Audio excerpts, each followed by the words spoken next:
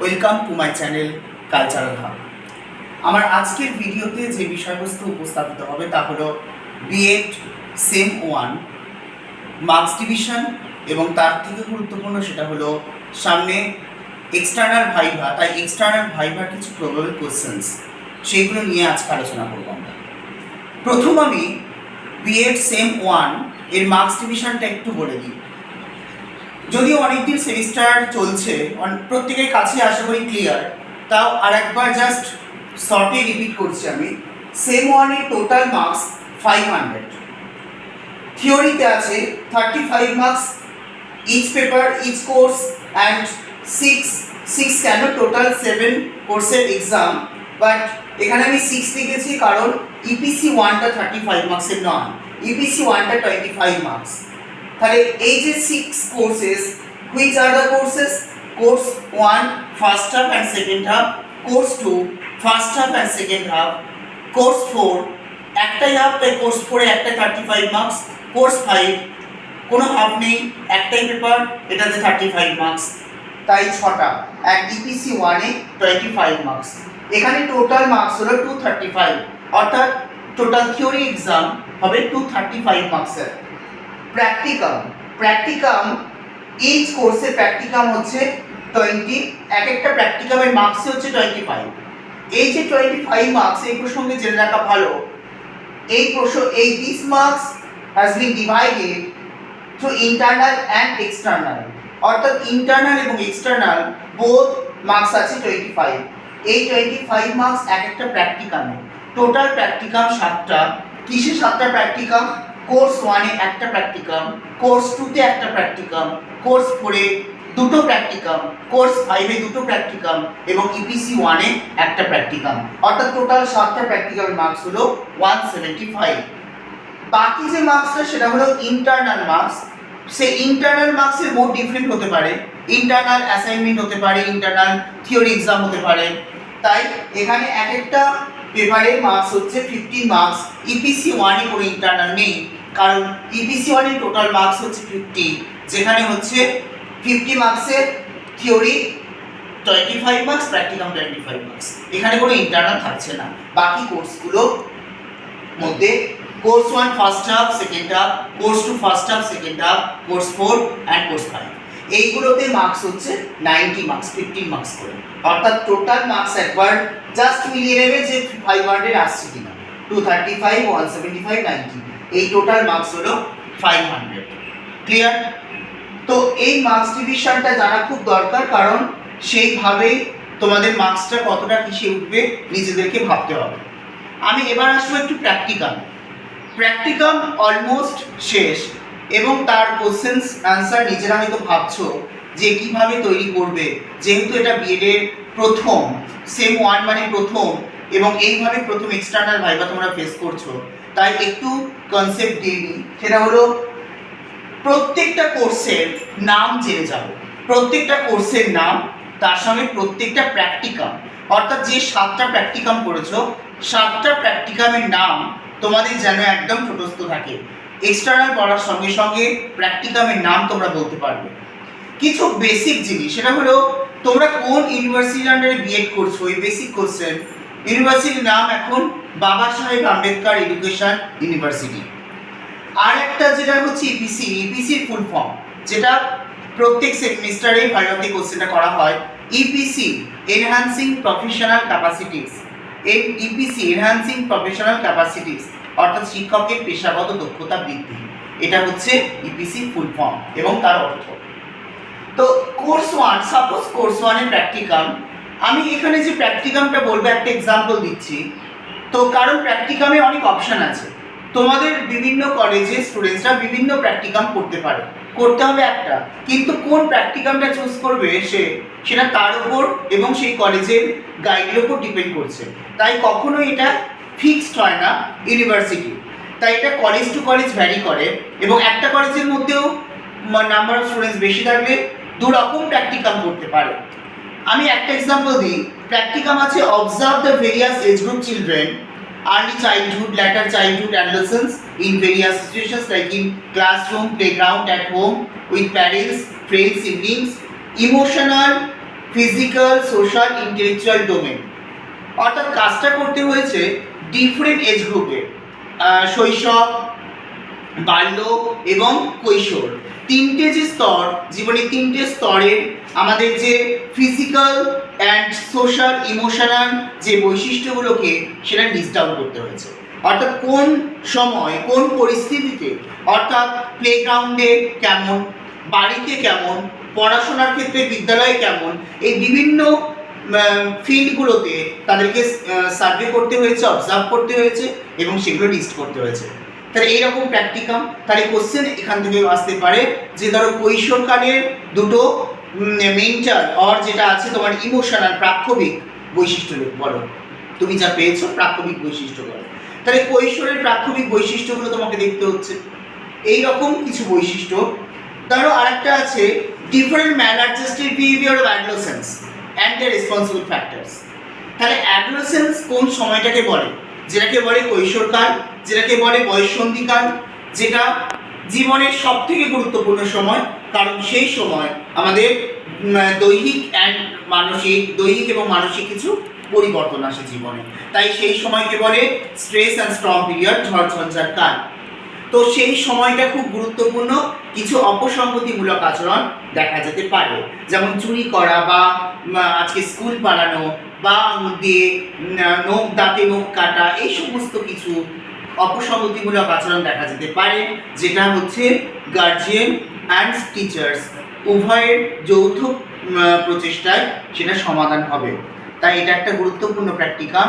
এছাড়া যদি কেউ করে মেন্টাল হেলথ, তাহলে সেই মেন্টাল হেলথ অর্থাৎ হেলদি মেন্টালিটি কাকে বলে এটা আগে জানতে হবে, যে হেলথ কি, হেলদি মেন্টালিটি কি, মেন্টাল হেলথ কিভাবে ইমপ্রুভ করা যেতে পারে একটা স্কুলে, এই সমস্ত অ্যাক্টিভিটিসগুলো কি কি রাখা হয়েছে এগুলো দেখতে হবে। এই হচ্ছে প্র্যাকটিকামের বেসিক কোশ্চেন্স। আমি যদি কোর্স 2 যাই, কোর্স 2তে সাপোজ কেউ করেছে রাইট টু এডুকেশন অ্যাক্ট, তাহলে right two education act RT full form, RT কোন সালেকে বেস করে করা হয়েছে এবং স্কুলে ভিজিটের পর আরটি অনুসারে কি কি স্কুল মেজারমেন্ট নেওয়া হয়েছে, এগুলো কিন্তু খুব গুরুত্বপূর্ণ। এবং কেউ যদি কমিশনস করে, তাহলে স্বাধীনতার আগে কিছু কমিশনস, স্বাধীনতার পরে কোন কোন কমিশনস, পার্টিকুলার কিছু কোশ্চেন, যেমন ত্রিভাষা সূত্র কোন কমিশনে বলা হয়েছে, কমিটি অ্যান্ড কমিশনসের মধ্যে ডিফারেন্স কী, কোশ্চেনগুলো নোট করো এবং সেগুলোকে আনসারগুলো লেখো। কমিটি কমিশনসের মধ্যে ডিফারেন্স কি, ত্রিভাষা সূত্র কোন কমিশন নিয়োগ করা হয়েছে, ধরো নারী শিক্ষার উপর জোর দেওয়া হয়েছে কোন কমিশন, এবং গ্রামীণ বিশ্ববিদ্যালয়ের কথা বলেছে কোন কমিশন, এইগুলো খুব ইম্পর্টেন্ট। নেক্সট হচ্ছে আমি যদি কোর্স 4-এ যাই, কোর্স 4-এ কেউ করতে পারে স্পিকিং স্কিল, কেউ করতে পারে রাইটিং স্কিল। তাহলে এইখানে স্পিকিং স্কিল বা স্কুল ভিজিট যেটা আছে কোর্স 4-এ প্র্যাকটিকামে অনেকগুলো আছে, যেমন school visit to find out communication problem. অর্থাৎ স্কুলে দেখবো যে টিচার স্টুডেন্টস একটা গ্যাপ, বা স্টুডেন্টসের নিজেদের মধ্যেও গ্যাপ, অথবা তারাও কোনো রকম প্রবলেম হলে টিচারকে ভালোভাবে ফেস করতে পারছে না। অর্থাৎ এই যে গ্যাপ তৈরি হচ্ছে এটাকে বলি কমিউনিকেশন গ্যাপ। তো কেন এই কমিউনিকেশন গ্যাপগুলো, কেন এইগুলো জানতে হবে স্কুল ভিজিট করার পর। কিন্তু তাই একটা স্কুল ভিজিট থাকছে, সেই স্কুলে কী কী কমিউনিকেশন গ্যাপ থাকছে বা প্রবলেম হচ্ছে সেগুলো দেখতে হবে। বা কেউ যদি স্পিকিং স্কিল করে, সাপোজ স্পিকিং স্কিলের ক্ষেত্রে যেমন oral presentation, debate, elocution, discussion, brainstorming, খুব ইম্পর্টেন্ট। ব্রেনস্টর্মিং কি বা ডিবেট অ্যান্ড এলোকিউশনের মধ্যে ডিফারেন্স কী, এইগুলো বেসিক কোশ্চেন। এবার যদি আমি করি রাইটিং স্কিলের মধ্যে paragraph writing, essay writing, speech writing, letter writing, এইগুলো লেটার রাইটিং কয় প্রকার, যেমন অফিসিয়াল, ফর্মাল, ইনফর্মাল, এইগুলোর মধ্যে দেখতে হবে। তাহলে এইগুলো হচ্ছে বেসিক কোশ্চেন। এর বাইরেও প্র্যাকটিকাম আছে, যেমন লিসনিং স্কিল কেউ করতে পারে, লিসনিং টু স্পিচ, ডিরেকশনস। তাহলে এইগুলো কি কি কাজ করেছো, বেসিক কাকে বলে, কিছু বৈশিষ্ট্য, এগুলো জাস্ট দেখে যাবে। এবার যদি আসি কোর্স 5-এ যদি কেউ করে সেমিনার প্রেজেন্টেশন, তাহলে seminar presentation, how to present a seminar, তুমি ধরো একটা পেপার রেডি করেছো, পেপারটা পাবলিশ করার আগে আমাদের প্রেজেন্টেশন করতে হচ্ছে। তো প্রেজেন্টেশনের ফরম্যাটটা কি, আমি কিভাবে একটা টপিককে সাজাবো স্টেপ বাই স্টেপ, এইটাই হচ্ছে তোমাকে দেখে যেতে হবে যে প্রেজেন্টেশন, সেমিনার প্রেজেন্টেশনের তোমার স্টেপসগুলো কী কী। ঠিক আছে, প্রেজেন্টেশনের বাইরেও যেমন এখানে সেমিনার প্রেজেন্টেশন হতে পারে, এছাড়াও তোমার ইন্ডিভিজুয়াল, গ্রুপ, তারপর গ্রুপ প্রেজেন্টেশন, অ্যাসাইনমেন্ট সাবমিশন।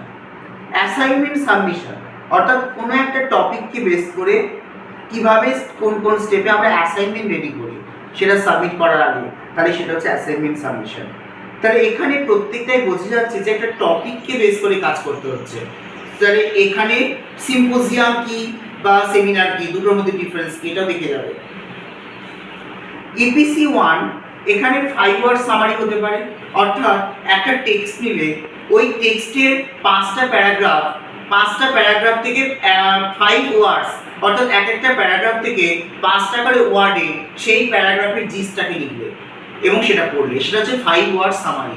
অর্থাৎ সামারি করার মানে কি, সেটা পড়তে হবে যে আমরা কোনো বিষয়বস্তুকে খুব ব্রডলি না দেখে খুব শর্টে কীভাবে প্রেজেন্ট করব, কীভাবে শর্টে স্টুডেন্টসদেরকে বোঝাবো, তার জন্যই সামারি।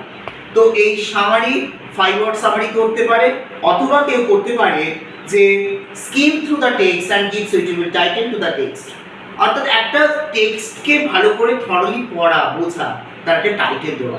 টাইটেল আমরা তখন লিখতে পারবো যদি আমরা কোনো টেক্সটকে ভালোভাবে পড়তে পারি, বুঝতে পারি, তবে আমরা তার টাইটেল দিতে পারবো। তাহলে এই হচ্ছে তোমার ইপিসি 1 এর প্র্যাকটিকাম।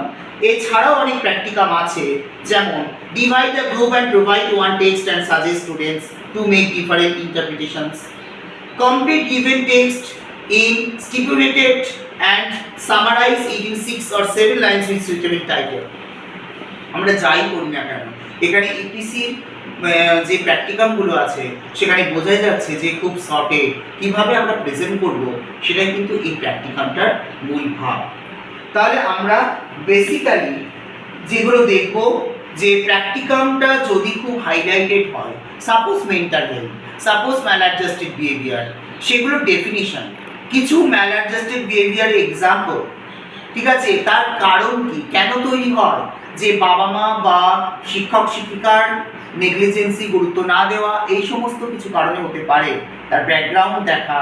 তাই যতটা সম্ভব তাকে বিভিন্ন অ্যাক্টিভিটিসের মাধ্যমে ইনভলভ করে তার সামনে কিছু মনীষীদের জীবন বৃত্তান্ত, আদর্শ তুলে ধরে সেটা সমাধান করা যেতে পারে।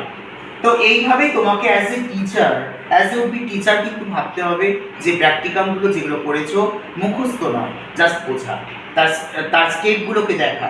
আর যার যার সাবজেক্ট, এখানে সাবজেক্ট ম্যাটার করে না, যেহেতু এইখানে এই কোর্সে, এই সেমিস্টারে কোনো পার্টিকুলার সাবজেক্ট নিয়ে কিছু নেই, সবটাই জেনারেল পেপার, প্রত্যেককেই সেমভাবে তৈরি করতে হচ্ছে।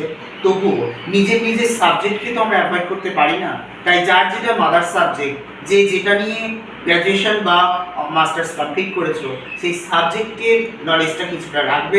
সেখান থেকেও কিন্তু এক্সটার্নাল বেসিক কোশ্চেন করতে পারে, যেমন বাংলা হলে তার কবিতার 4টে লাইন, যে কোনো কবিতা, সেগুলো করতে পারো, বা এরকম ধরনের কিছু বিষয়। ইংলিশ হলে কিছু ভয়েস চেঞ্জ, ন্যারেশন চেঞ্জ করতেই দিতে পারে, বলতেই পারে, এরকম কিছু বিষয় মাথায় রাখবে।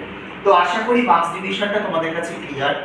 এবং আমি যে কোশ্চেনগুলো বললাম, প্রবাবল কোশ্চেনগুলো বললাম প্র্যাকটিকাম রিলেটেড, সেইগুলো একটু স্টাডি করো, লেখো। যদি কোনো আনসার প্রবলেম হয় তোমরা কমেন্টে জানাও, আমি সেই আনসারগুলো দেওয়ার চেষ্টা করব।